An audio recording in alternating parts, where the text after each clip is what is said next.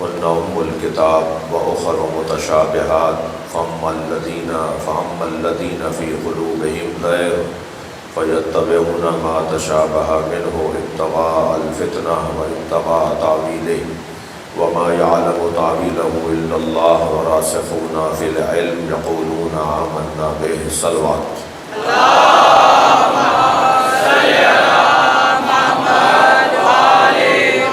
اس سے بلند صلوات.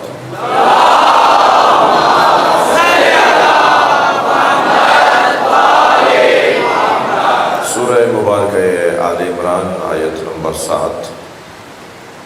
اللہ ہمیں قرآن اور اہل بیت عطا کر رہا ہے. اہل علم تشریف فرمائے ہیں، صاحبان دقت تشریف فرمائے ہیں. آئے اوریان تشریف فرمائے ہیں، سید علی زیدی تشریف فرمائے ہیں. آپ سب مومنین، تمام احباب اور تمام محبان امام حسین کی سلامتی کے لیے گزارش کر رہا ہوں بلندر صلوات کے لیے.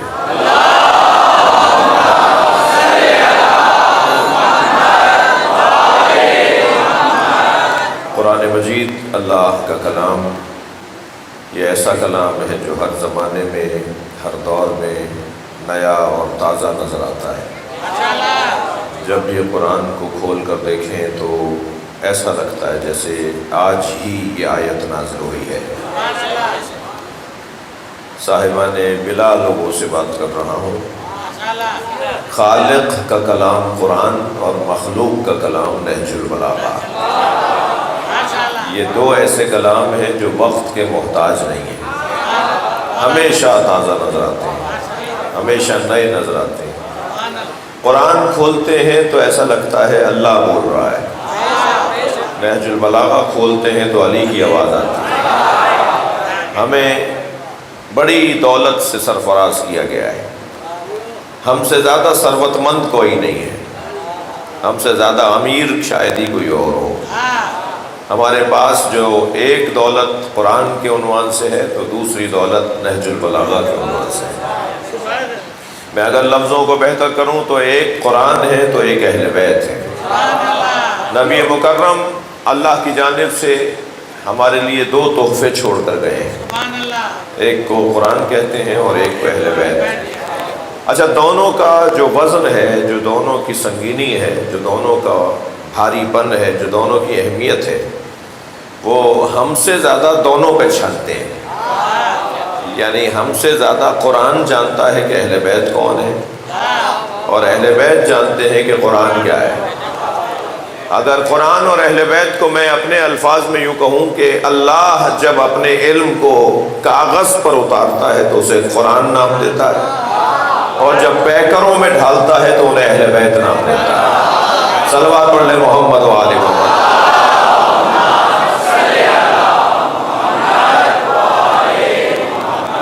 کرم ہے اس کا ہمارے اوپر، ہمیں اہل قرآن قرار دیا ہے. میں اپنے علی جوکار بھائی سے بھی گزارش کروں گا کہ حسینیہ ایرانیان کی جانب سے، انجمن حسینیہ ایرانیان کی جانب سے اگر اہتمام ہے تو نعم المطلوب، اور اگر اہتمام نہیں ہے تو یہاں قرآن اور نہج البلاغہ کی اکیڈمی بھی قائم کی جائے.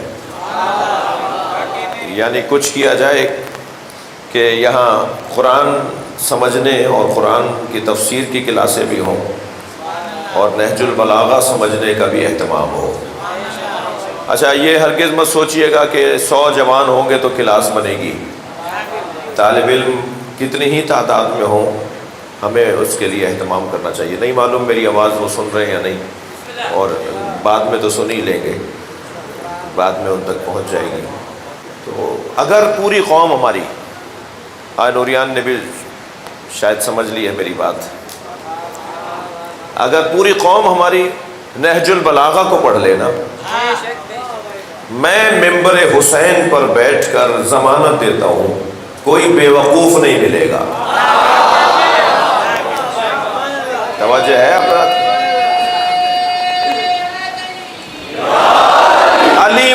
کا کلام شعور عطا کرتا ہے، علی مولا کے کلام سے فہم اور فراست میں اضافہ ہوتا ہے۔ دیکھیے یہ دو آنکھیں جو ہیں نا، یہ سر پہ لگی ہوئی ہیں، ان دو آنکھوں کو کہتے ہیں چشم سر، لیکن علی کو پڑھنے والے کی چشم جان کھلنے لگتی ہے، پھر پورے وجود سے وہ درک کرتا ہے مسئلوں کو، حالات کو درک کرتا ہے، مسائل کا حل نکالتا ہے، مشکلات سے بچتا ہے، پریشانیوں سے محفوظ رہتا ہے، اور وہ یہ ایسی خوشبو ہے کہ یہ علی کا چاہنے والا جہاں بیٹھتا ہے وہاں اپنی خوشبو چھوڑ کر آتا ہے۔ یعنی مولا کے کلام سے جو برکتیں ہیں نا زندگی میں، ہمارے رویے بدل جائیں گے، ہمارے طریقے بدل جائیں گے، چال بتائے گی کہ علی والا آ رہا ہے، بولنے کا طریقہ بتائے گا کہ علی والا ہے، اقدامات اور فیصلوں سے پتہ چلے گا کہ یہ نہج البلاغہ پڑھنے والا ہے۔ مولا کائنات جب بولتے ہیں تو پھر لسان صدق بن کر بولتے ہیں۔ اللہ نے جسے سچی زبان قرار دیا ہو، اس زبان کو کوفے میں سن 40 ہجری میں ضربت مار کر شہید تو کیا جا سکتا ہے، بند نہیں کیا جا سکتا۔ آج بھی جتنا زندہ علی ہے نا، کوئی نہیں ہے۔ محسوس کیجئے گا میرے جملے کو، میں زندہ ہوں اس پر مجھے شک کرنا چاہیے، علی زندہ ہے اس پر یقین رکھنا چاہیے۔ علی مولا کی زندگی کا ایک جلوہ،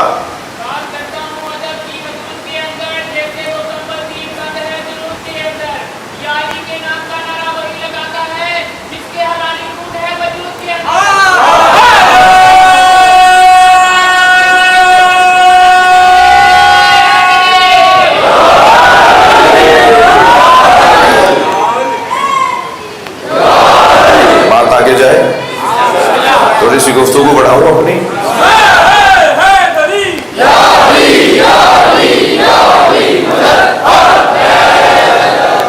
توجہ کر لی نا آپ نے؟ میں صرف اتنا عرض کر رہا تھا آپ کی خدمت میں کہ اللہ نے ہمیں قرآن اور نہج البلاغہ، یہ دو ایسی چیزیں نبی کے ذریعے سے دی ہیں جس کی وجہ سے ہم صاحب ثروت ہیں، ہم صاحب حیثیت ہیں۔ علامہ اقبال کہتے ہیں کہ ان کتابیں نیست چیزیں دیگر است، یہ تم جسے تم قرآن کہہ کر کھولتے ہو نا، یہ ایک عجیب کتاب ہے، جب کھولے تو تازہ کلام، نیا کلام، اور قرآن پڑھنے والا ایک خاص نور کا حامل ہو جاتا ہے۔ اور آج تو میرے بچوں جوانوں میں آپ سے بات کر رہا ہوں، کوئی بات کڑوی لگے تو کچھ دیر کے لیے گزارا کر لینا، درگزر کر دینا۔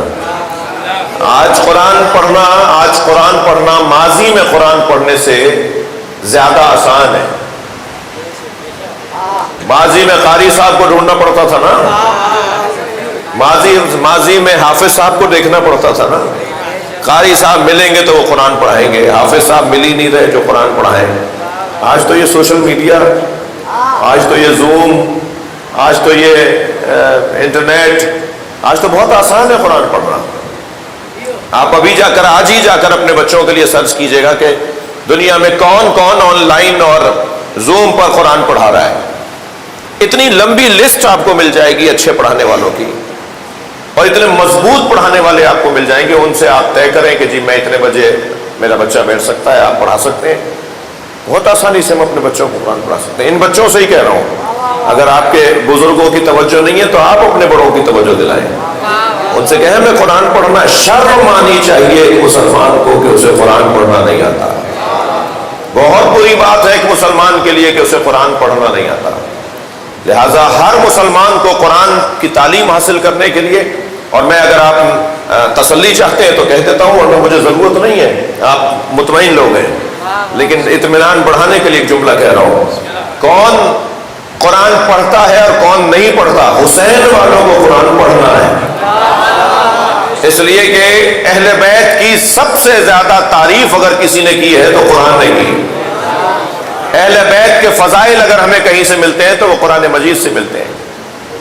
آپ کوئی حدیث پیش کریں گے، شاید کوئی کہے کہ اس کا راوی بتائیے کون ہے، اس کی سند بتائیے کیسی ہے، اس کی حیثیت بتائیے کہ یہ حدیث کیسی ہے، کون سی کتاب میں لکھی ہے، لیکن جیسے ہی آپ نے کہا نا کہ قرآن مجید میں آیا ہے انما یرید اللہ لیذھب عنکم الرجس اہل البیت وَيُطَهِّرَكُمْ تَطْهِيرًا۔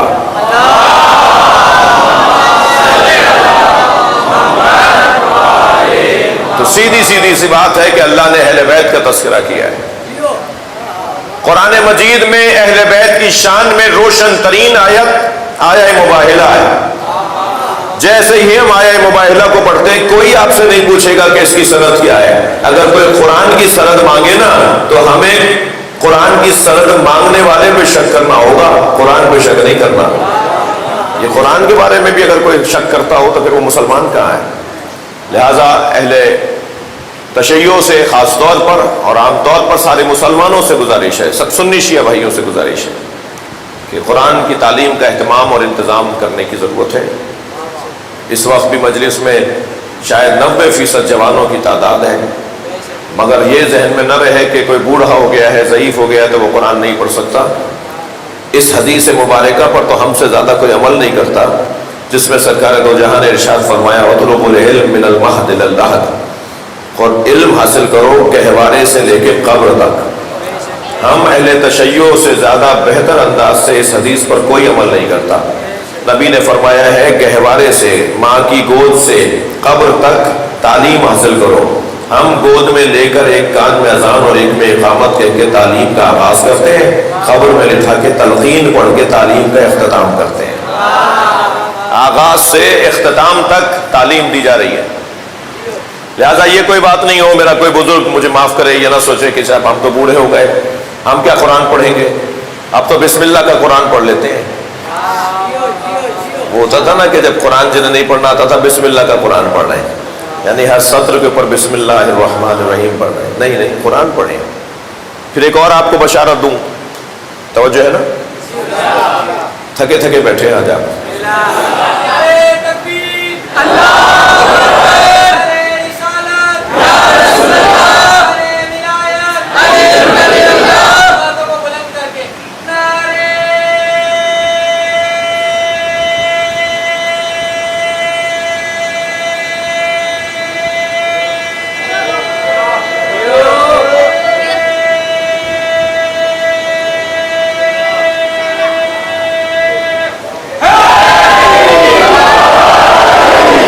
تین جلدوں میں ایک کتاب ہمارے اہل علم نے، دوستوں نے ترتیب دی ہے۔ پورے قرآن میں صرف 600 کچھ الفاظ ہیں جنہیں ہمیں پڑھنا ہے اور سمجھنا ہے۔ باقی الفاظ یا ہماری زبان کے ہیں یا ہماری زبان سے ملے جلے الفاظ ہیں کہ جنہیں ہم تھوڑی سی توجہ پر، یا تکراری الفاظ ہیں کہ ایک دفعہ سیکھ لیا تو وہی لفظ 6 دفعہ آیا ہے، لیکن صرف 600 ایسے الفاظ ہیں جنہیں پڑھ لینا ہے۔ تو ہمیں قرآن کے ترجمے کی بھی ضرورت نہیں پڑے گی، ہم قرآن پڑھ رہے ہوں گے تو ہمیں قرآن سمجھ میں آ رہا ہوگا کہ اللہ کیا کہہ رہا ہے۔ ایسے ہی نہج البلاغہ بھی، دونوں کتاب، دونوں کلام، اللہ کا کلام اور مولا علی کا کلام پڑھنے کے لیے ہے، اس کے اوپر عمل کرنے کی ضرورت ہے۔ اللہ کا ہم پہ احسان ہے کہ اس نے ہمیں نبی کے ذریعے سے 2 چیزیں دی ہیں، قرآن اور اہل بیت۔ بات آگے بڑھے، دونوں سنگین ہیں، دونوں وزنی ہیں، اور دونوں کا وزن کتنا ہے یا قرآن جانتا ہے کہ اہل بیت کا وزن کتنا ہے، یا اہل بیت جانتے ہیں کہ قرآن کا وزن کتنا ہے۔ یہ قرآن اگر پہاڑ پر نازل ہوتا تو پہاڑ ریزہ ریزہ ہو جاتا۔ توجہ چاہوں گا، اللہ خود کہہ رہا ہے لو انزلنا هذا القرآن على جبل لرأيته خاشعا متصدعا من خشية اللہ، اگر ہم نے اس قرآن کو پہاڑ پر، جبل پر، صلوات پڑھیں تو میں عرض کر رہا ہوں،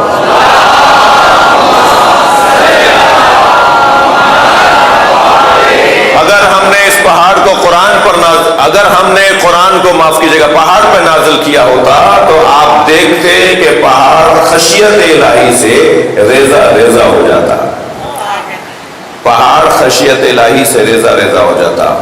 جو قرآن پہاڑ پر اترے تو پہاڑ کو ٹکڑے ٹکڑے کر دے، وہ قلب مصطفیٰ پہ اترا ہے، وہ نبی کے وجود مبارک پر اترا ہے۔ ہر جگہ ہر کلام نہیں اترتا، ہر جگہ ہر سواری نہیں چلتی، ہر جگہ ہر سواری نہیں اترتی، یہ فرشتہ ہر گھر میں نہیں اترتا، یہ وہیں اترتا ہے کہ جہاں اترنے کی جگہ ہے۔ گھر بظاہر گارے کا اور شہتیروں کا بنا ہوا ہے، بظاہر ٹاٹ کا اور بظاہر گارے کا بنا ہوا گھر ہے، مگر اتنا مبارک گھر ہے کہ قرآن میں آیت آ جاتی ہے فی بیوت اذن اللہ ان ترفع ویذکر فیہا اسمہ ویسبح لہ فیہا بالغدو والآصال۔ حکم الہی یہ ہے کہ ان گھروں کی تعمیر کرو جن گھروں میں اللہ کا ذکر صبح شام ہوتا ہے اور ہمیشہ اس کی تسبیح ہوتی ہے۔ جب یہ آیت نازل ہوئی نا تو صحابہ کرام نے پوچھا یا رسول اللہ وہ گھر کون سے ہیں جن کی تعمیر و ترقی اور تعمیر و تعظیم کا اللہ نے حکم دیا ہے، جن گھروں میں صبح شام اللہ کی تسبیح ہوتی ہے، جن گھروں میں صبح شام اللہ کا ذکر ہوتا ہے؟ سرکار نے فرمایا بیوت الانبیاء، وہ انبیاء کے گھر ہیں۔ بات ہوئی، جواب آ گیا، لیکن ایک مرتبہ پھر ایک صحابی کی آواز آئی یا رسول اللہ ھذا المکان منہا، مولا علی کے گھر کی طرف اشارہ کیا، یا رسول اللہ یہ والا گھر ان گھروں میں سے ہے جو انبیاء کے گھر ہیں، جن کی تعظیم کرنی ہے، جن کا احترام کرنا ہے، جن کو تعمیر کرنا ہے۔ تو نبی نے بے ساختہ فرمایا نعم من افاضلھا، ہاں یہ گھر ان سب گھروں سے افضل ہے۔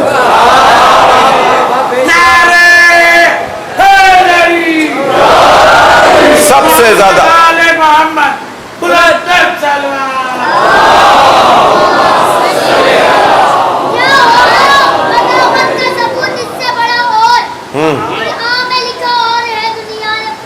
پہلا مصرع پھر پڑھو۔ کیا ہوگا عداوت کا ثبوت اس سے بڑا اور قرآن میں لکھا اور ہے دنیا نے پڑھا اور مفتی سے کبھی نسخہ اسلام نہ لینا، دیتا ہے بڑی اور وہ دیتا ہے دوا۔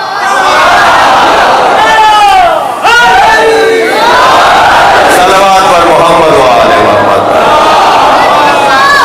عباس سے بالکل نہ ملانا، موسیٰ کی دعا اور ہے زہرا کی دعا اور سر سے پا قدم تک جاتا ہوں خون میں نہا کر، پھر بھی ماں کہتی ہے میرے لال ذرا اور ہم ہاتھ میں زنجیر یوں ہی کرتے رہیں گے، تو فتوے لگا اور لگا اور لگا اور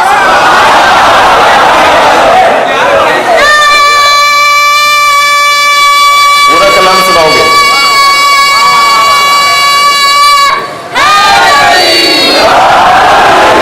ہاتھوں میں یہاں تیغ وہاں لب پہ تبسم، ہاتھوں میں یہاں تیغ وہاں لب پہ تبسم، حیدر کی ادا اور ہے اصغر کی ادا اور اجاز نے دیکھا ہے فقط کرب و بلا میں، چلتی ہے ہوا اور تو جلتا ہے دیا اور جلتا ہے دیا اور سجدوں کو ملک لے گئے اشکوں کو زہرا، سجدوں کو ملک لے گئے اشکوں کو زہرا، سجدوں کا صلہ اور ہے اشکوں کا صلہ اور دیکھا نہیں سشان سے دریائے سخاوت، دیکھا نہیں سشان سے دریائے سخاوت، صاحب نے کہا بس میرے مولا نے کہا۔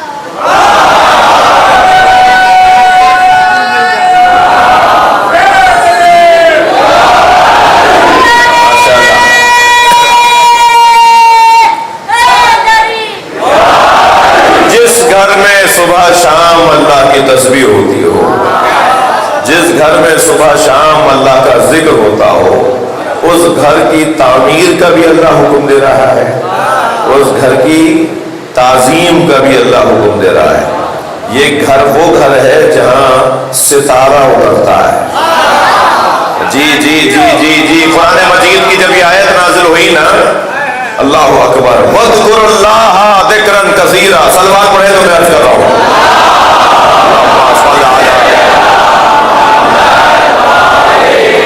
وَاذْكُرُوا اللَّهَ ذِكْرًا كَثِيرًا، اللہ کا ذکر کثرت سے کیا کرو۔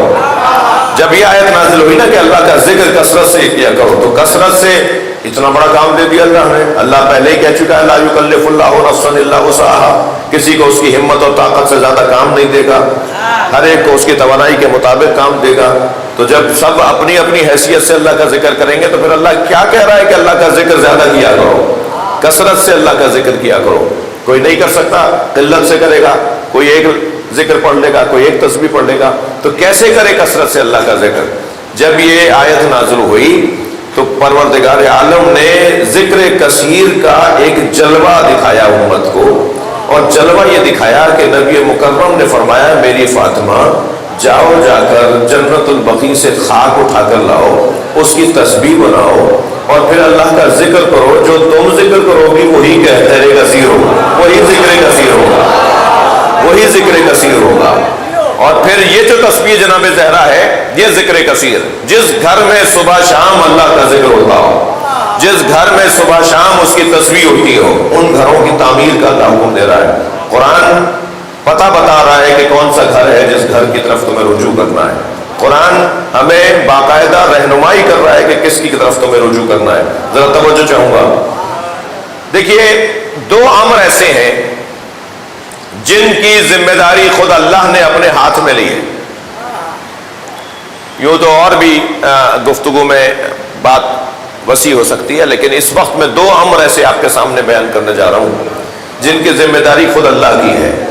ایک ہادی بنانا، امام بنانا۔ ہادی بنانا یہ اللہ کا کام ہے، بندوں کو ناکام کوشش نہیں کرنی چاہیے۔ ہادی بنانا اللہ کا کام ہے۔ ایک ہادی اور امام بنانا اللہ کا کام ہے، یہ امر الہی ہے، اللہ کے ہاتھ میں۔ دوسرا کام اللہ کا کیا تھا؟ وہ کہ جب نبی کے سامنے سیدہ کا رشتہ لے کر لوگ آتے تھے نا، تو نبی فرماتے تھے یہ امر الہی ہے، اللہ جسے چاہے گا اسی سے فاطمہ کا امر ہوگا۔ اور ایسا ہی ہوا، جب یہ اللہ کے حوالے کام ہے تو اب اللہ ہی طے کرے گا۔ اب اللہ کی طرف سے سیدہ کا رشتہ آ رہا ہے، توجہ، اللہ ایک ستارے کی صورت میں علی کا پیغام بھیج رہا ہے۔ جب ستارہ جس کے ٹوٹنے کا اور جس کے اترنے کا ذکر قرآن مجید کے اندر آیا، ایک مرتبہ ایک نزول نجم کا ذکر جو قرآن مجید میں، ایک مرتبہ ستارہ چلنا شروع ہوا۔ جب ستارہ اترنے لگا نا، سیدہ کی ڈیوڑی پر آ رہا ہے، مولا علی کا پیغام رشتے کا لے کر آ رہا ہے ستارہ۔ تو سیدہ نے آتے ہوئے ستارے کو دیکھ کر کہا اللہ اکبر اللہ اکبر اللہ اکبر۔ جتنی دیر تک ستارہ رہا سیدہ نے فرمایا الحمدللہ الحمدللہ۔ جب ستارہ واپس جانے لگا سیدہ نے فرمایا سبحان اللہ، صلوات پڑھ لیں محمد و آل محمد۔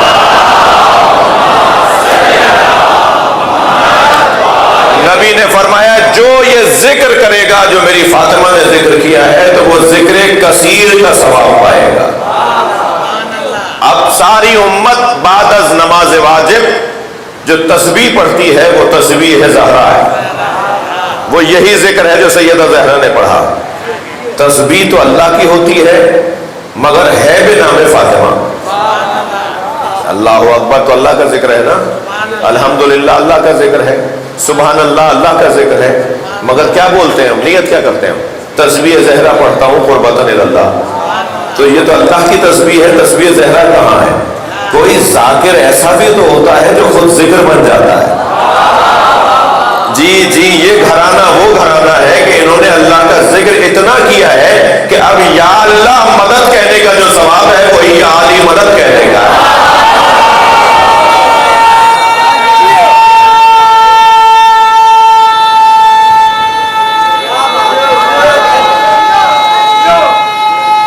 مل کر ساتھی،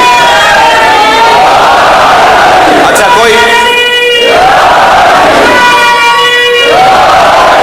کوئی ایسی بات میں نے نہیں کی جو کسی سے ہضم نہ ہو سکے۔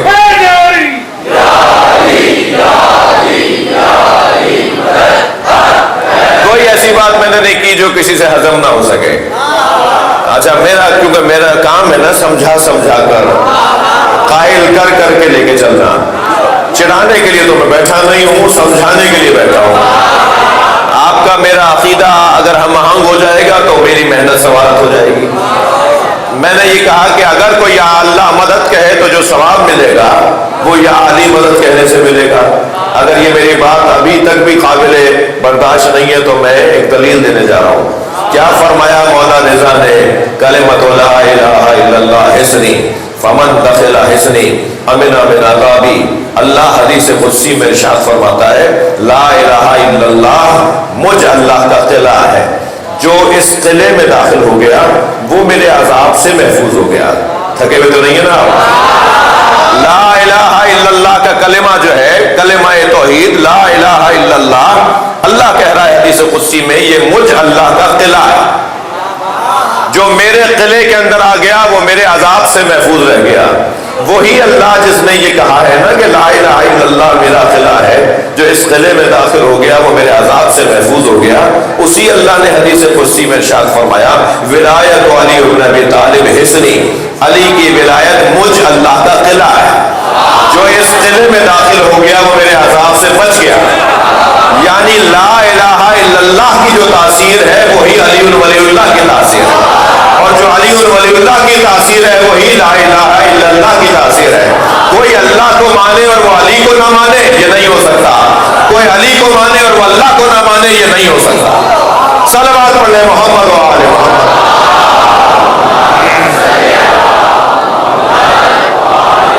بات بہت روشن ہے کہ دو سنگین اور گراں قدر چیزیں نبی چھوڑ کر گئے، ثقلین چھوڑ کر گئے، ایک قرآن، ایک اہل بیت، اور دونوں ایک دوسرے کے متم اور مکمل ہیں۔ جی کل کا بچہ اسکول روتے پیٹتے جاتا تھا، کل والے بچوں کو یاد آ جائے گا، اور آج کا بچہ اسکول نہ جائے تو روتا ہے۔ کل کا بچہ جب اسکول جا رہا ہوتا تھا تو ابا اماں یا گود میں پہنچا کر آتے تھے، اور یا پھر استاد سے کہتے تھے کہ اگر یہ روئے تو جی بوٹی تمہاری ہڈی ہماری۔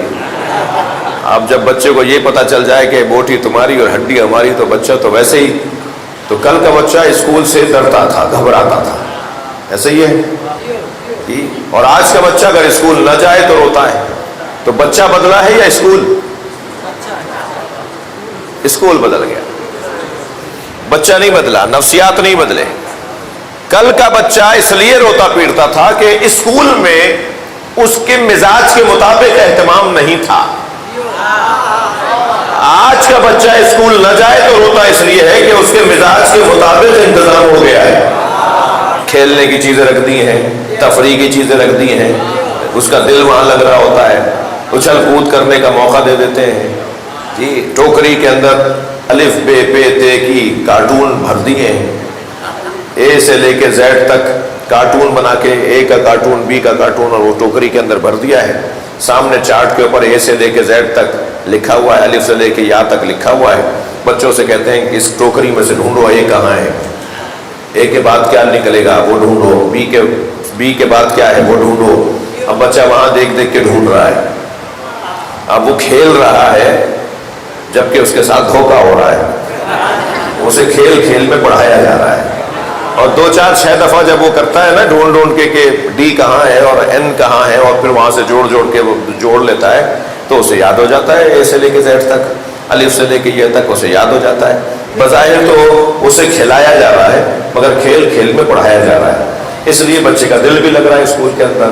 آج کا جدید نظام تعلیم والا کہتا ہے کہ ہم نے بڑا ہنر کیا، بڑا کارنامہ کیا، بچوں کے مزاج کے مطابق ہم نے تعلیمی نصاب کو مرتب کر لیا ہے۔ اللہ نے تو 1400 سال پہلے سے ہی یہ نظام رکھا ہوا ہے، قرآن مجید میں آیات کو بھی رکھا ہوا ہے، اہل بیت کی تصویروں کو بھی رکھا ہوا ہے۔ تم قرآن کی آیات کو نکال کے ان کی تصویروں کے ساتھ جوڑتے رہو، تمہاری زندگی کا دستور بھی مرتب رہے گا، تمہاری تربیت بھی مکمل ہو جائے گی۔ اب آپ دیکھیے، الیوم اکملت لکم دینکم واتممت علیکم نعمتی، یہ آیت توجہ چاہوں گا، بچے کو پتہ ہے نا غدیر کی آیت ہے۔ غدیر پر مولا کائنات کے اعلان ولایت کے بعد اللہ نے فرمایا آج میں نے تمہارا دین مکمل کر دیا، ایسا ہی ہے۔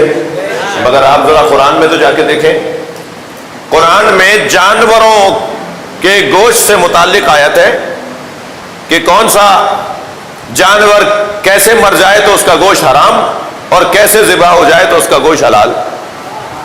اگر ایک جانور دوسرے جانور کو سینگ مار دے اور ایسے مر جائے تو گوشت حرام، دیوار گر جائے اور دب کے مر جائے تو گوشت حرام، پہاڑ سے گر کر مر جائے تو گوشت حرام، اس کے 4 رگوں کو کاٹ دے تو گوشت حلال۔ جب یہ حرام حلال جانوروں کے بارے میں اللہ نے آیت نازل کر دی تو پھر اللہ کہہ رہا ہے الیوم اکملت لکم دینکم۔ ارے بھائی، جانوروں کے گوشت سے حرام حلال سارا دین یہی ہے کیا؟ جو گوشت نہیں کھاتے وہ بھی تو دیندار ہیں، جو جانور ہی نہیں کھاتے وہ بھی تو دیندار ہے نا. یہ کیا مطلب ہوا کہ گوشت ایسے ہو اور جانور ایسے ذبح ہو تو پھر آج تمہارا دین مکمل ہو گیا؟ اللہ نے ان دونوں آیتوں کو رکھا ہی اس لیے ہے کہ ذرا اپنا دماغ تو لڑاؤ، ذرا غور تو کرو.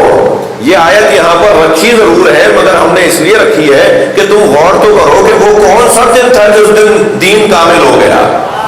وہ دن یہ دن نہیں ہو سکتا، یہ مسئلہ نہیں ہو سکتا، کوئی اور مسئلہ ہے.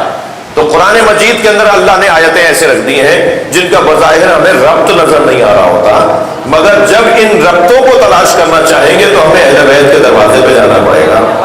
اہل بیت کی زندگیاں قرآن کے ربط کو بحال کر دیتی ہیں. اللہ نے قرآن کو محتاج اہل بیت قرار دیا ہے. ہم محتاج ہیں قرآن سمجھنے کے لیے اہل بیت کے. تھکے نہیں ہیں نا؟ الف سے انار بے سے بکری والی کتاب کے لیے تو استاد چاہیے، قرآن سمجھنے کے لیے اہل بیت نہیں چاہیے. قرآن سمجھنے کے لیے جن کی ضرورت ہے وہ وہی ہیں جو قرآن سمجھتے ہوں. میں صرف ایک مثال دوں گا کیونکہ میری ذمہ داری ہے، مجلس ریکارڈ ہو رہی ہے، نہ جانے کہاں کہاں سنی اور سمجھی جائے گی. قرآن مجید اگر اہل بیت کے بغیر کوئی پڑھے گا تو وہ بند گلی کا شکار ہو جائے گا، اسے نہیں سمجھ میں آئے گی آیت، پریشان ہو جائے گا، وہ نہیں سمجھ میں پا رہا. مثال دے رہا ہوں آپ کو، توجہ. حجاج ابن یوسف کہتا ہے کہ اپنے سارے دربار میں لوگ بیٹھے ہوئے ہیں، کہتا ہے ایک آیت نے مجھے تھکا ڈالا. حجاج ابن یوسف ظالم بادشاہ کہتا ہے ایک آیت نے مجھے تھکا ڈالا. تو پوچھنے والوں نے پوچھا کہ وہ کون سی آیت ہے جس سے آپ تھک گئے؟ کہہ رہے ہیں وہ یہ سورہ نساء کی آیت ہے جس میں ارشاد ہو رہا ہے ان من اہل الکتاب الا لتؤمنن بہ قبل موتہ یکون علیہم شہیدا. اہل کتاب میں کوئی نہیں ہے کہ جو مرنے سے پہلے مومن نہ ہو جائے اور پھر ان کے اوپر گواہ بھی رہے گا کہ یہ مومن ہو گئے. کوئی اہل کتاب مومن ہوئے بغیر نہیں مرے گا، یہ قرآن کہہ رہا ہے. یعنی یہودی اور عیسائی مومن ہو کر مریں گے. وہ کہنے لگا اس آیت نے سے مجھے تھکا دیا، روزانہ مر رہے ہیں مگر مومن ہی نہیں ہو رہے. روزانہ خبر آتی ہے آج فلاں عیسائی کا رحلت ہو گئی اور آج فلاں یہودی کا انتقال ہو گیا، مگر وہ تو مومن ہو کے مر ہی نہیں رہا. تو اب میں یہ طے کر رہا ہوں، میں نے یہ طے کر لیا ہے کہ میں اپنے ہاتھ سے ان یہودیوں کو اور عیسائیوں کو مار دیتا ہوں. وہ کہتا ہے میں اپنے ہاتھ سے ان یہودیوں کو اور عیسائیوں. تو دربار میں بیٹھے ہوئے ابن حوشب نامی ایک صحابی کی، ایک درباری کی، ایک فرد دربار کی آواز آئی امیر جان کی امان ہو تو کچھ کہوں. اچھا آپ ذرا اس روایت کے بعد بھی اندازہ لگائیے گا کہ اہل بیت کے چاہنے والے کس مشکل میں تھے، کس امتحان میں تھے. مشکل سے میری مراد امتحان میں تھے. مشکل میں تھے مگر مطمئن تھے. یہ اہل بیت کا ذکر انہیں مطمئن بناتا تھا. لیکن کتنا بڑا امتحان اور کیسی آزمائش تھی کہ یہ جو اب بات کرے گا نا یہ اہل بیت کا چاہنے والا بھی ہے اور ادھر بھی بیٹھا ہے. یعنی ادھر اہل بیت کا چاہنے والا بھی ہے اور ادھر بھی آیا بیٹھا ہے جو اہل بیت کے دشمن کا دربار ہے. جب اس نے کہا نا اس آیت نے مجھے تھکا دیا ہے، میں اب طے یہ کر رہا ہوں کہ سارے یہودیوں اور عیسائیوں کو مثلاً تہہ کر دوں کیونکہ یہ مومن ہوئے بغیر مر رہے ہیں. تو اس نے کہا جان کی امان ہو تو کچھ کہوں. کہا کہو، کیا کہنا چاہتے ہو؟ کہا حضور یہ آیت تو آخری زمانے کی آیت ہے جب حضرت مہدی ظہور فرمائیں گے اور حضرت عیسیٰ ان کے صلوات پڑھنے مولا کے ذات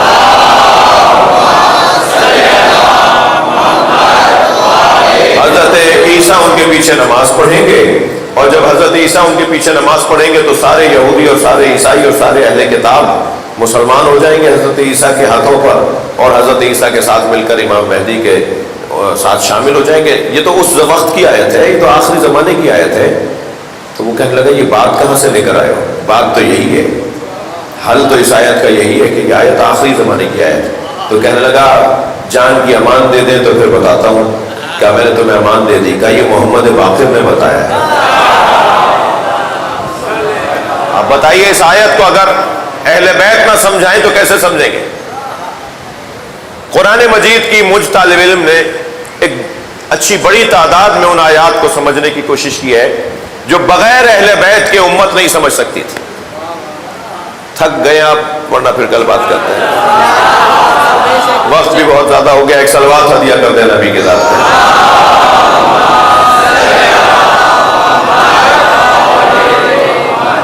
کہ پھر کل انشاءاللہ گفتگو آگے بڑھے گی. اللہ کا کرم ہے ہمارے پر کہ اس نے ہمیں قرآن اور اہل بیت سے وابستہ قرار دیا ہے.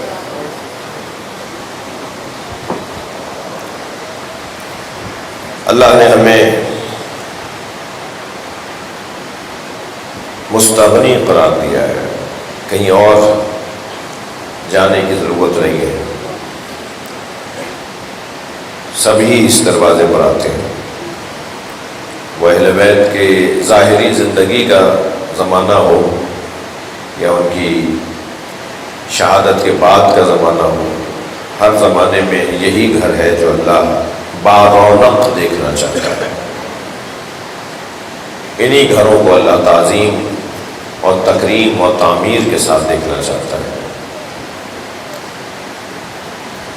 کربلا میں جس کپڑے کے خیمے کو جلایا تھا، آج اس کے نام پر پوری دنیا میں ہر شہر میں RCC کے خیمے بنے ہوئے ہیں. یہ امام بارگاہ امام حسین کا خیمہ ہے. وہ خیمہ جو کربلا میں جلا تھا، اس خیمے کی یاد میں آج یہ خیمہ ایسے سجا کر ہم نے امام کے لیے تیار کیا ہے. اور ہمیں یقین ہوتا ہے کہ اس خیمے میں، کیونکہ خود حضرت کا خیمہ ہے، جب ان کے نام پر ان کے چاہنے والوں کا مجمع لگتا ہے تو اس خیمے میں خود امام حسین تشریف لاتے ہیں اور ہم سے پرسہ قبول کرتے ہیں. اور اے عزادارو، مجلس میں خواتین بھی ہیں، ان سے بھی بات کر رہا ہوں. جب ہم ذکر مصائب خاص طور پہ سن رہے ہوتے ہیں نا، تو بہت زیادہ اہتمام کے ساتھ اور نیت کی پاکی کے ساتھ اور قلب کی طہارت کے ساتھ بیٹھنے کی ضرورت ہے. اس لیے کہ شاید میرے فضائل کے بیان میں ایسا نہ ہو، لیکن مصائب کے بیان میں میرا عقیدہ یہ کہتا ہے کہ جناب زہرا آ جاتی ہیں، امام زین العابدین آ جاتے ہیں، رسول اللہ آتے ہیں اس محفل میں، اس مجلس میں جس میں حسین کا ذکر ہو رہا ہو. فرشتے اترتے ہیں اس جگہ. یہ تو حدیثیں ہیں جو میں آپ کو سنا ہوں، میں نے خود پڑھی ہیں. یہ جگہ جو فرش اعضا ہے، یہ جو ذکر حسین کی جگہ ہے، اس جگہ پر فرشتوں کا نزول ہوتا ہے. اور جب یہاں سے مجلس ختم ہو کر آپ اپنے گھروں کو چلے جائیں گے تو یہاں سے فرشتے بھی واپس لوٹیں گے. تو رہ جانے والے فرشتے کہیں گے تمہارے اندر سے ایسی خوشبو آ رہی ہے. علامہ مجلسی نے اس حدیث کو لکھا ہے. یہ جب فرشتے یہاں سے جائیں گے نا مجلس ختم ہو جانے پر، تو رہ جانے والے فرشتے کہیں گے تمہارے اندر سے ایسی خوشبو آ رہی ہے جو آج تک ہم نے نہیں سونگھی. تو کہیں گے ہم ذکر حسین کی مجلس سے لوٹ رہے ہیں. تو وہ کہیں گے ہمیں بھی وہاں لے جاؤ کہ جہاں تم ہو کر آئے ہو. تو وہ جواب دیں گے انہم متفرقون، وہ چلے گئے، مجلس ختم ہو گئی، لوگ اپنے گھروں کو چلے گئے. تو سنیں گے وہ فرشتے کیا کہیں گے؟ وہ کہیں گے ہمیں لے جاؤ، ہم اس فرش سے خود کو مس کر کے آئیں گے جس فرش پر حسین کے عزادار بیٹھے ہوئے. کم جگہ نہیں ہے، یہ معمولی جگہ نہیں ہے. یہ میں اپنے ان بچوں جوانوں سے بھی ایک 10 بستہ گزارش کر رہا ہوں، اور امید ہے کہ مجھے اتنی زور سے، اتنی تاکید سے کہنے کی ضرورت نہیں ہے. آپ میری بات مان لیں گے. جب بھی مجلس میں آئے نا تو وضو کر کے آئیں. اپنے گھر سے وضو کر لیں، امام بارگاہ میں آ کر وضو کر لیں. وضو کر کے مجلس میں بیٹھیں گے، اس لیے کہ یہ جگہ معمولی جگہ نہیں ہے.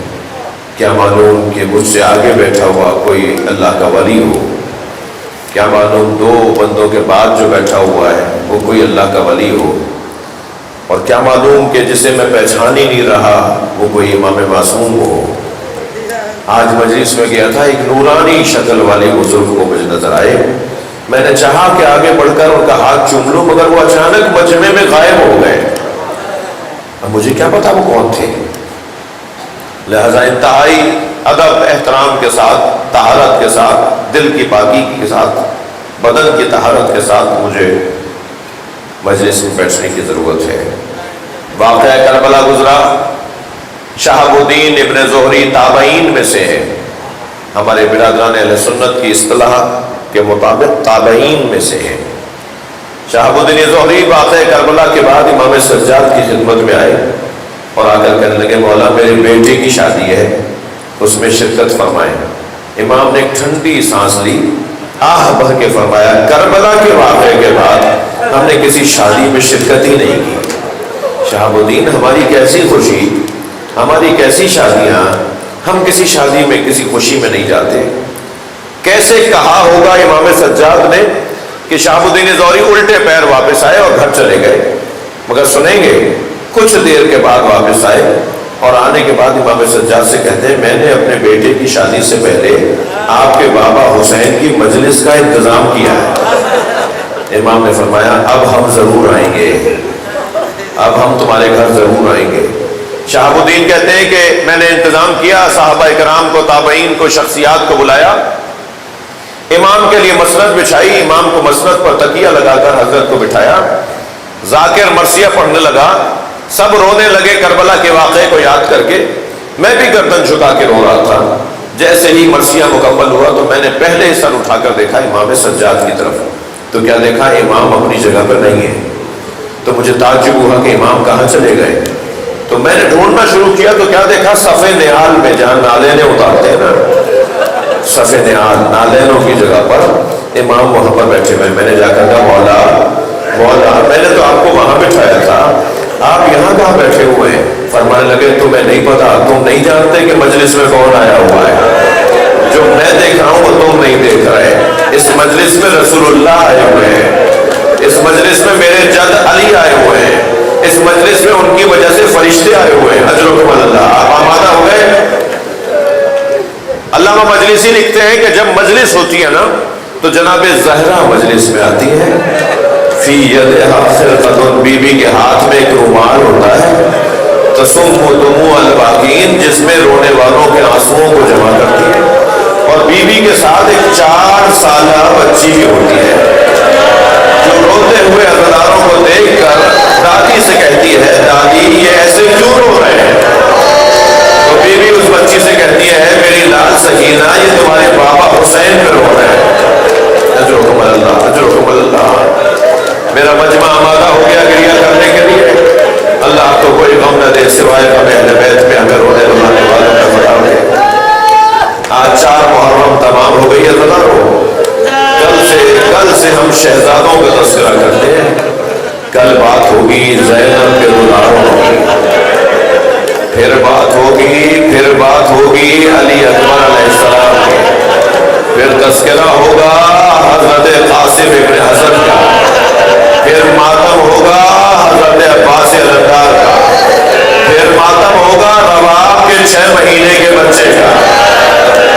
کل سے ہم شہزادوں کا تذکرہ کریں گے۔ میرا دل کہہ رہا ہے کہ میرے ساتھ رہیے۔ آج 4 محرم کو حسین مولا کے اصحاب کو یاد کرتے ہیں نا۔ امام حسین کے اصحاب میں ایک صحابی کا نام زہیر تین ہے، ایک صحابی کا نام مسلم ابن اوسجہ ہے۔ زہیر تین وہ صحابی ہیں امام حسین کے کہ جنہیں حسین نے ڈھونڈا ہے، بہت بڑی سعادت ہے ان کی۔ حبیب ابن مظاہر کو خط لکھ کر بلایا ہے اور زہیر تین کو تلاش کیا ہے کہ زہیر کہاں رہ گئے، اور پوچھتے تھے امام کہ زہیر کہاں ہے، اس لیے کہ میرے نانا نے جو مجھے شہادت نامہ دیا ہے جس میں شہداء کے نام ہیں ان میں تو زہیر کا نام بھی ہے، مگر زہیر مجھے مل نہیں رہے۔ امام عراق کی طرف جا رہے ہیں، زہیر حج کر کے واپس آ رہے ہیں، راستے میں دونوں کے قافلے آمنے سامنے آ گئے۔ امام کو آ کر حضرت عباس نے فرمایا مولا زہیر تین کا قافلہ ہمارے قافلے کے قریب ہے۔ امام نے فرمایا عباس جا کے زہیر سے کہو کہ تمہیں حسین بلا رہے ہیں۔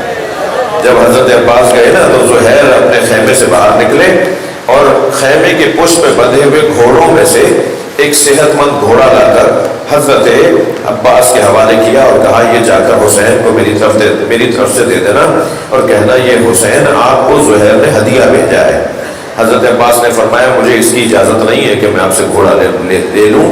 حضرت عباس واپس گئے، مولا عباس نے جا کر مولا حسین کو بتایا کہ ویسے گھوڑا دینا چاہتے تھے۔ امام نے فرمایا نہیں، تم جا کے خبر دو کہ حسین ملنے آ رہے ہیں۔ اب جیسے ہی خبر پہنچی نا زہیر کو کہ حسین ابن علی آ رہے ہیں، تو زہیر کے ہاتھ پیر کانپنے لگے، باہر نکلے، مولا کا استقبال کیا اور کہنے لگے آپ نے مجھے بلا لیا ہوتا، آپ حکم فرمائیں۔ امام ان کا ہاتھ پکڑ کے صحرا میں لے گئے اور تنہائی میں کچھ دیر بات کی اور اس کے بعد واپس آئے۔ امام اپنے ذوالجناح پہ بیٹھ کر اپنے خیموں کی طرف چلے گئے، زہیر اپنے خیمے میں آ گئے اور خیمے میں آ کر اپنی زوجہ سے کہنے لگے میں تمہیں طلاق دینا چاہتا ہوں۔ تو زوجہ کہنے لگی میرے اور آپ کے درمیان تو کوئی اختلاف بھی نہیں ہے، آپ مجھے طلاق کیوں دے رہے ہیں؟ تو کہنے لگے کہ حسین مجھے علیحدہ صحرا میں لے گئے تھے اور مجھے حسین نے جنت میں میرا مقام دکھا دیا ہے، اب میں حسین کے ساتھ جاؤں گا تو زندہ نہیں رہوں گا، میں کربلا حسین کے ساتھ جا رہا ہوں شہادت پیش کرنے کے لیے، میں تمہیں آزاد کرنا چاہتا ہوں تاکہ تم جلد سے جلد اگر کہیں اور جانا چاہتی ہو تو چلی جاؤ۔ زہیر کی زوجہ نے، زہیر قین کی زوجہ نے کہا نہیں، میں ہمیشہ آپ کے نام کے ساتھ جڑ کر رہنا چاہتی ہوں اور میں کہیں اور نہیں جانا چاہتی، آپ جائیں حسین پہ جا کے قربان ہو جائیں۔ زہیر کربلا آ گئے، کربلا میں امام حسین کی نماز کی حفاظت کی، دو لوگوں نے امام حسین کی نماز جماعت کی حفاظت کی ہے، ایک سعید ابن عبداللہ نے رضوان اللہ تعالیٰ علیہ، ایک زہیر قین رضوان اللہ تعالیٰ علیہ۔ ان دونوں حسین کے چاہنے والوں نے اپنے دونوں بازوؤں کو پھیلا پھیلا کے تیر اپنے اوپر لیا، ڈھال سے تیر روکتے رہے، بدن پہ تیروں کا زخم کھاتے رہے، مگر کوئی تیر حسین کی طرف نہیں گیا۔ زہیر قین ان میں سے ایک ہے۔ عزادارو زہیر کربلا میں شہید ہو گئے۔ یہ خبر جب زہیر کی زوجہ تک پہنچی کہ زہیر کربلا میں مار دیے گئے، تو زہیر کی زوجہ دلہا نے اپنے غلام کو بلا کر کہا میں تجھے آزاد کر دوں گی، میرا ایک کام کر دے۔ اس نے کہا مالکن حکم کریں، کہ کام یہ ہے کہ یہ کفن لے جا اور کربلا میں جا کر اپنے مالک کو، میرے شوہر کو، زہیر کو کفن پہنا کر دفنا کر آ جا، اور جب یہ کام کر دے گا تو میں تجھے آزاد کر دوں گی۔ 2 دن کے بعد وہ لوٹا، عزادارو 2 دن کے بعد دلہا کا غلام، زہیر کا غلام لوٹا۔ جب واپس آیا نا تو اس نے خیمے کے باہر کھڑے ہو کر سلام کیا، زوجہ سمجھ گئی، زہیر کی زوجہ سمجھ گئی کہ یہ واپس آ گیا ہے۔ جب یہ باہر آئی نا تو کیا دیکھا، ہاتھوں پہ کفن لیے کھڑا ہے، ہاتھوں پہ کفن لیے کھڑا ہے۔ تو وہ کہنے لگی میں تجھے آزاد نہیں کروں گی، تو نے اتنا سا کام میرا نہیں کیا۔ تو کہنے لگا مالکن ساری زندگی مجھے اپنی خدمت میں رکھیں، آپ مجھے آزاد نہ کریں، مجھے اپنا نوکر ہی بنا کے رکھیں، مگر جو کام آپ نے دیا تھا میں نہیں کر سکتا تھا۔ وہ کہنے لگی تو اتنا سا کام نہیں کر سکا، میں نے تجھے کفن دیا تھا اپنے مالک کو پہنا کر دفنا دیتا، کہ مالکن کفن ایک تھا مگر وہاں لاشا علی اکبر کا بھی تھا، وہاں لاشا قاسم کا بھی تھا، وہاں لاشا عباس کا بھی تھا، وہاں لاشا نبی کے حسین کا بھی تھا، میں کیسے حسین کا لاشا چھوڑ دیتا اور زہیر کا لاشا دفنا دیتا۔ بلا لعنت اللہ علی الظالمین فسيعلم الذين ظلموا أي